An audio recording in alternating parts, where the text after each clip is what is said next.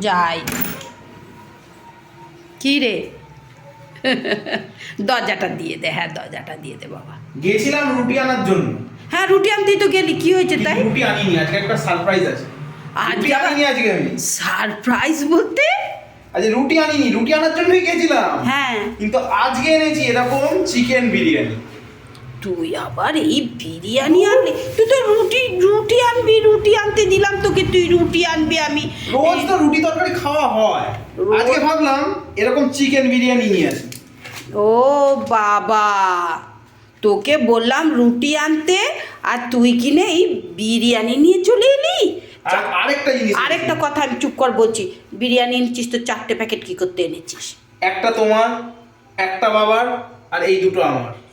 আমার দুটো ডবল। কেন তুই দুটো লাগবে তোর? আরেকটা জিনিস এনেছি, দাঁড়াও বার করি। উফ, কি আরম্ভ করছি? ব্যাপারটা কি আজকে? এই দেখো। কি অনুষ্ঠানটা কি আছে?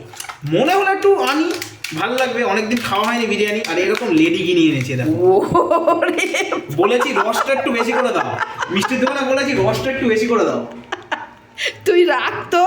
একটু লেডি গিনি এনেছি এরকম, লেডিগিনি আর এনেছি বিরিয়ানি। এরকম। এখন বিরিয়ানি খাবো আমি তো- আর শেষ পাতে হ্যাঁ। একটা করে এরকম লেডি গিনি। এইরকম বন্ধুরা জানো বিরিয়ানি আর এনেছি। এইরকম বিরিয়ানি এনেছি। আর আজকে খাওয়াটা একদম।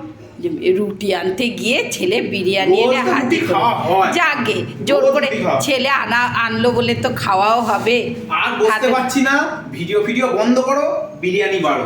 আর বসতে পারছি না। ছেলে তাড়াতাড়ি দাও। আচ্ছা ঠিক আছে।